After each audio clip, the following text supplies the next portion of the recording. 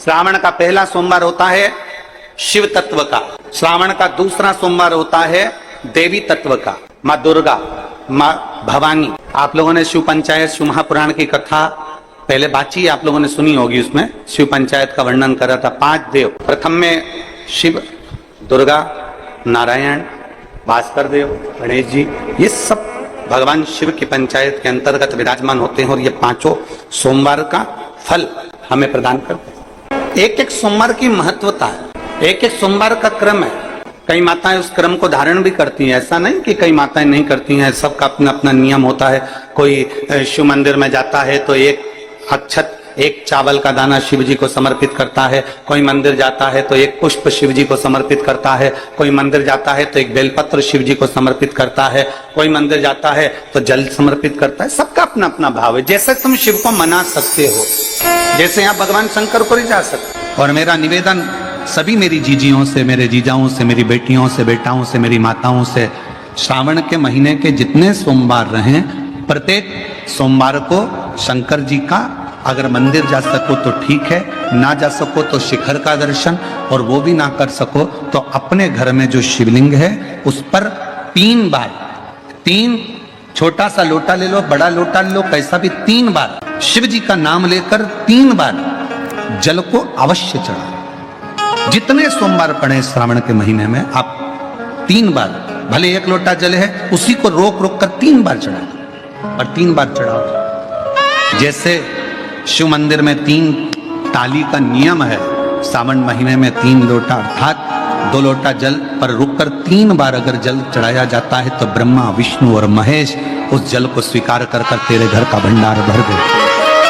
3 बार जल। गंगा जल का प्रयोग एक तो पितरों के लिए, दूसरा श्रावण के महीने में किसी भी एक सोमवार को अगर व्यापार नहीं चल रहा है, नौकरी नहीं मिल रही है, तो कोई तकलीफ आ रही है, तो कोई कष्ट आ रहा है, कोई रोग बढ़ रहा है, डॉक्टर से ऐसा लग रहा है कि ये बड़ी बीमारी बताने वाला है, शरीर में कोई गांठ पड़ गई है और वो जांच के लिए गई है, तो बिल्कुल श्रावण के महीने में किसी भी एक सोमवार को गंगा जल लेकर जाइए शिव मंदिर में। शंकर जी के मंदिर में थोड़ा सा गंगा जल नंदी को समर्पित कर कर, थोड़ा अशोक सुंदरी को समर्पित कर कर, थोड़ा गणेश और कार्तिकेय को समर्पित कर कर, थोड़ा सा गंगा जल जया, विषहरा, शामरीबारी, दौतली और देव को समर्पित कर कर, थोड़ा सा गंगा जल शिवलिंग पर समर्पित कर दो। उस गंगा जल को वापिस झेल कर लेकर आओ।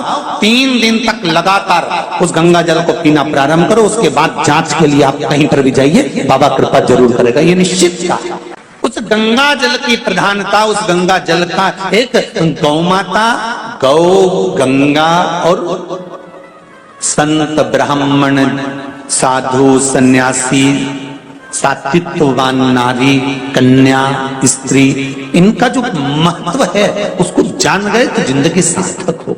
यदि भूलवश भी अगर कोई व्यक्ति मंदिर में बेलपत्र चढ़ा हुआ है और बेलपत्र उसने एकत्रित कर लिया मंदिर के अंदर ही, और मंदिर में बेलपत्र एकत्रित कर कर धागा लिया और उस कच्चे धागे में, उस कच्चे धागे के अंदर अगर उस बेलपत्र की डंडी को पीछे से उसने एक एक साधारण सी गांठ लगाकर उस बेलपत्र की माला को सिद्ध कर लिया, हल्की सी कच्चे सूत की गांठ लगाते लगाते मंदिर की चढ़ी हुई बेलपत्र को, शंकर पर चढ़ी हुई बेलपत्र को, शंकर की चढ़ी हुई बेलपत्र को ही उसने गांठ लगाकर जब माला सिद्ध कर ली और सिद्ध कर कर अगर वही माला भगवान शंकर को अर्पित कर देती है तो कहते हैं कि हमारा फिर पुनर्जन्म होता ही नहीं है। इस संसार सागर से हमारी मुक्ति हो ही जाती, पुनर्जन्म से हम छूट जाते।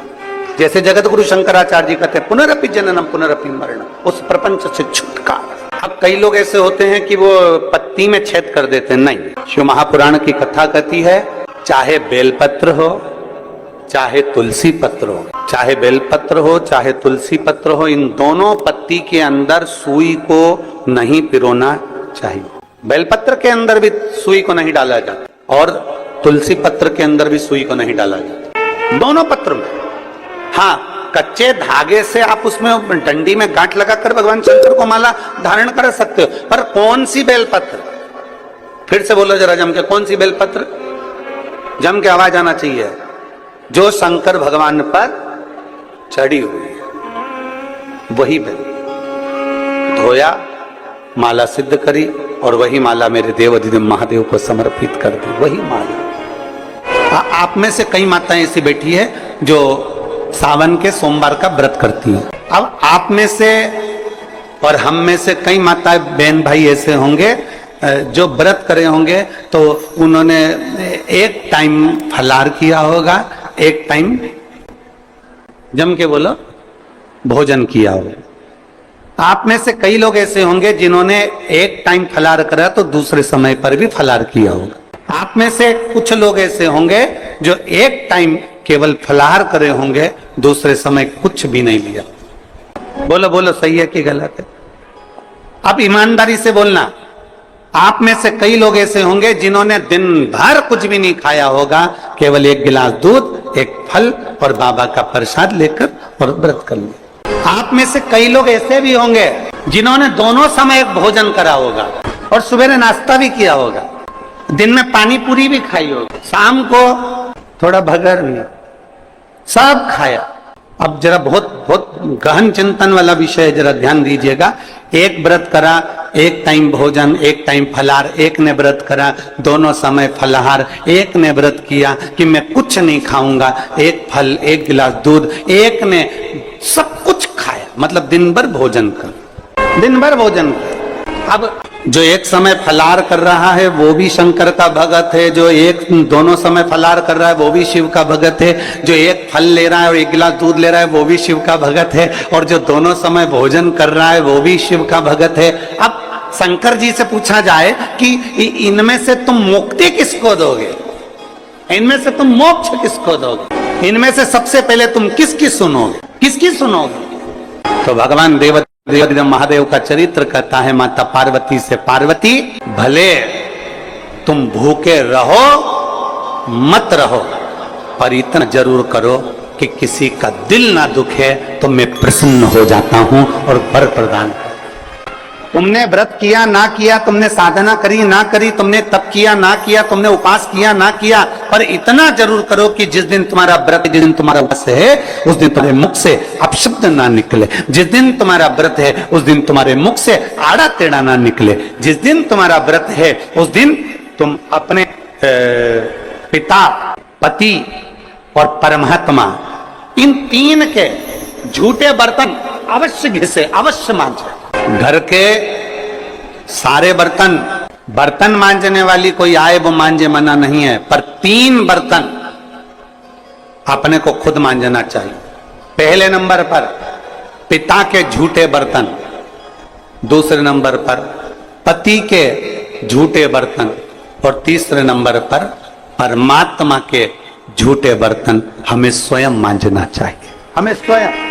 इन 3 के बर्तन अगर दूसरे मांजते हैं तो आधे से ज्यादा वस्तु पर हक जो बर्तन मांजता है उसका हो जाता है। अब तुम समझ लेना अच्छे से, हम इसको बहुत विस्तार से नहीं कहेंगे।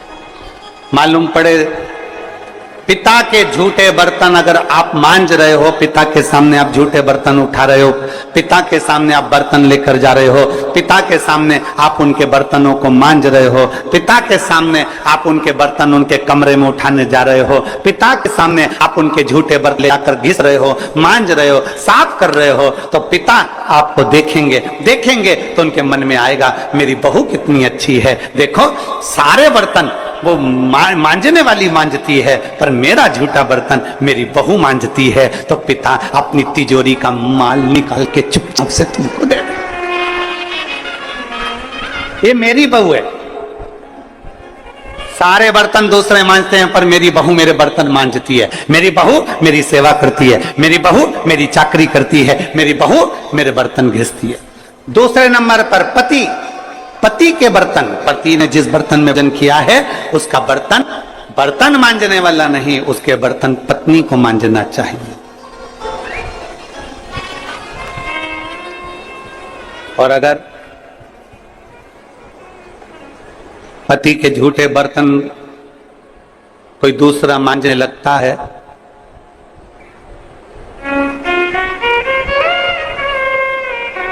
तो एक दिन सेठानी नौकरानी और नौकरानी सेठानी हो जाती है। वर्षा नहीं, बहुत सावधानी। बहुत सावधान। पिता, पति के झूठे बर्तन भी पत्नी को मांजना चाहिए।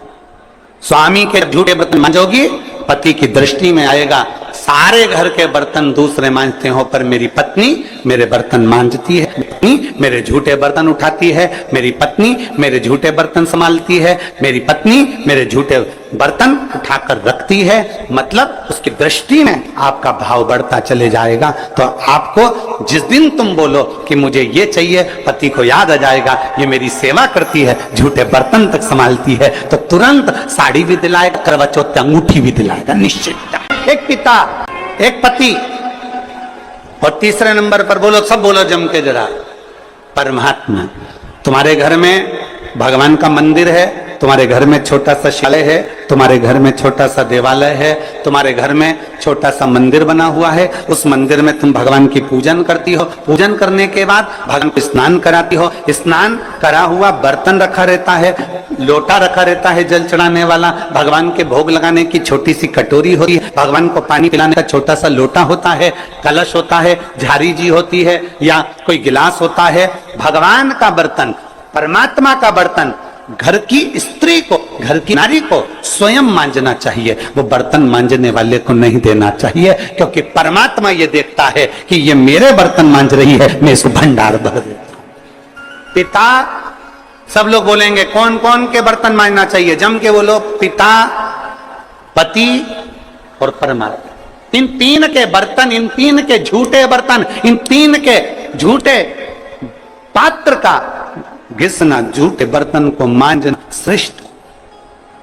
पिता, पति और पत्नी।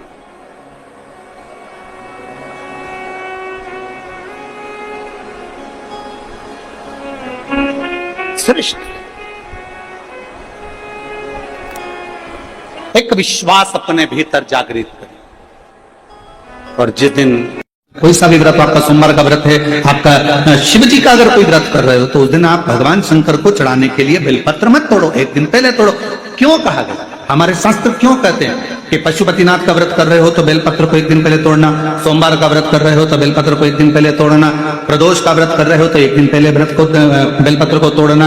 एक दिन पहले उस बेलपत्र को क्यों तोड़ा जाता है? जिस दिन हमारा व्रत रहता है उस दिन हम बेलपत्र क्यों नहीं तोड़ सकते? तो हमारा शास्त्र कहता है, शिव महापुराण वर्णन करती है कि जिस बेलपत्र की पूजन आप साल भर में अगर एक दिन भी आपने बेलपत्र को जल चढ़ाया है, एक दिन भी बेलपत्र को नमन करा है, एक दिन भी बेलपत्र के वृक्ष को यदि तुमने पूजा है, साल भर में एक दिन भी आपने अगर बेलपत्र की आराधना करी है, तो आप जब जब सोमवार का व्रत रखती हो, प्रदोष का व्रत रखते हो, आप जब जब शिवरात्रि का व्रत रखते हो, आप जब संकट सोमवार का व्रत रखते हो, पशुपति व्रत रखते हो, तो तुम्हारे उस व्रत को सफल बनाने के लिए बेलपत्र का वृक्ष भी तुम्हारे लिए व्रत रखता है, जिससे तुम्हें फल की प्राप्ति।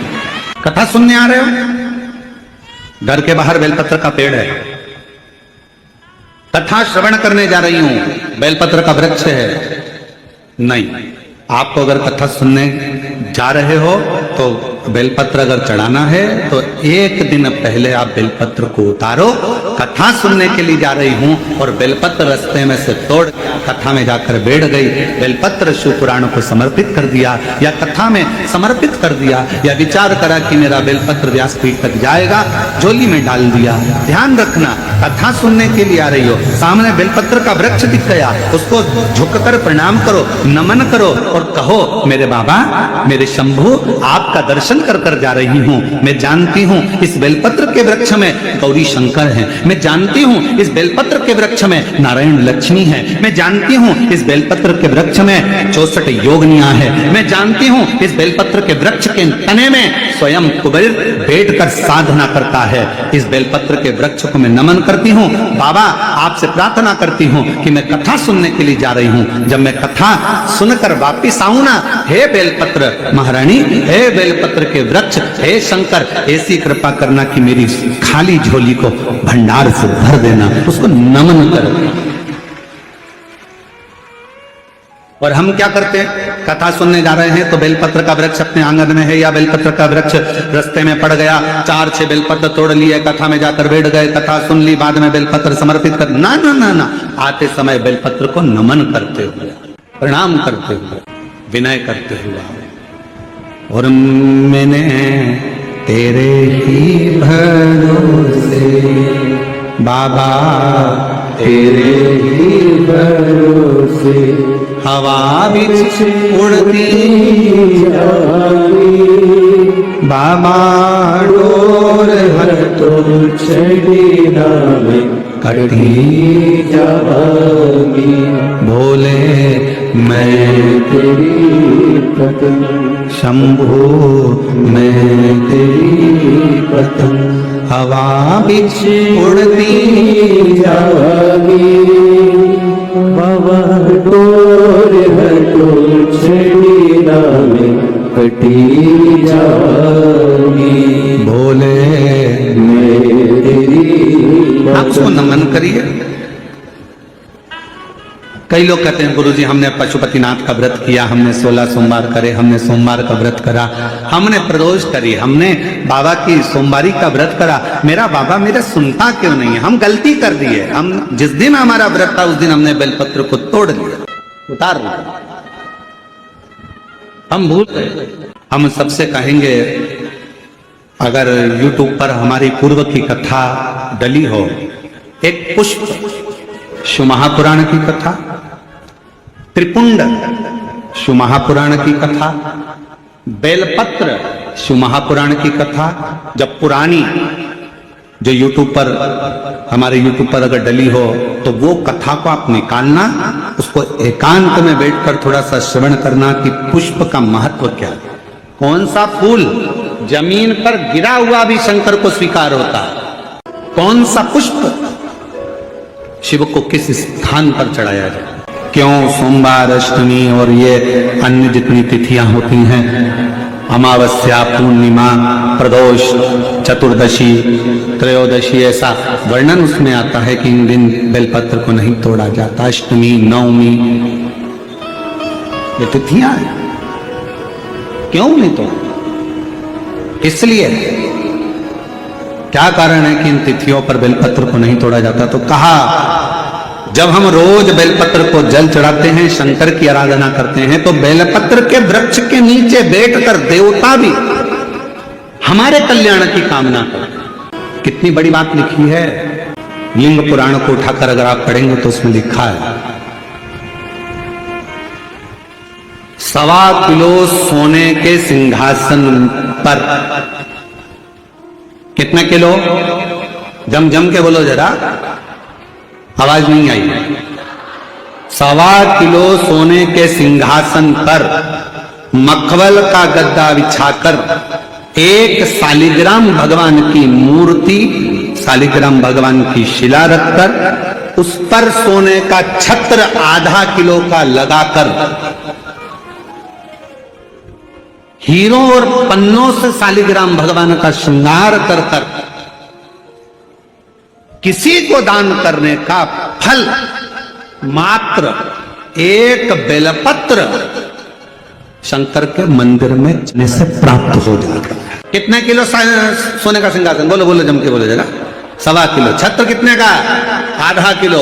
हीरे, रतन, माणिक, मोती, सोने से जड़े हुए शालिग्राम भगवान को सिंहासन पर रखकर दान करने का जो पुण्य होता है, 1000 अश्वमेध यज्ञ का बराबर का जो पुण्य होता है, हजारों सर्वोत्तम यज्ञ करने का जो पुण्य होता है, सोम यज्ञ करने का जो पुण्य होता है, वो एक बेलपत्र शंकर भगवान को चढ़ाकर भगवान शिव को अर्पित करने से प्राप्त हो जाता है। और ऐसा यज्ञ का फल मेरा विश्वास करता है, मेरे छत्तीसगढ़ वासियों के लिए, मेरे संपूर्ण देशवासियों के लिए, मेरे संपूर्ण विश्व में रहने वाले शिव भक्तों के लिए, ये मेरा दिल कहता है कि इतना बड़ा दान मेरा मन करता है कि आप सब हफ्ते में कम से कम एक दिन ऐसा आता होगा कि आप भी एक बेलपत्र शंकर को चढ़ाते होगे, तो समझ लेना कि आपने भी अश्विनी यज्ञ, सोम यज्ञ और स्वर्ण सिंहासन, स्वर्ण छत्र का दान अपने जीवन में कर लिया। शिव जी ने कहा, पार्वती सुनो, तुम आद्य शक्ति हो, तुम जगत जननी हो। जगत में ऐसा कुछ नहीं है जिसको तुम प्रकट नहीं कर सकती। तुम में वो बल है। एक स्त्री, एक नारी एक ऐसी होती है जो अपने मन पर अगर भाव प्रकट कर ले तो पूरे घर को स्वर्ग बना देती है, पूरे घर को स्वर्ग। और यदि अपने मन में ठान ले तो पूरे घर को स्वर्गवासी भी बना देती है। अरे ये पुत्री कहीं और नहीं, तुम्हारे ही साथ रहेगी। और हम वर देते हैं, सब देवताओं ने मिलकर वर दिया। जो शिव जी पे जल चढ़ेगा, माद्य शक्ति जगत जननी के हाथ से निकलकर अशोक सुंदरी के पास पहुंचेगा। जैसे ही अशोक सुंदरी के पास वो जल पहुंचेगा, अशोक सुंदरी एक कन्या के भाव से अपने पिता से कहकर उसके दुखड़ों को समाप्त करवा देगी। वो अशोक सुंदरी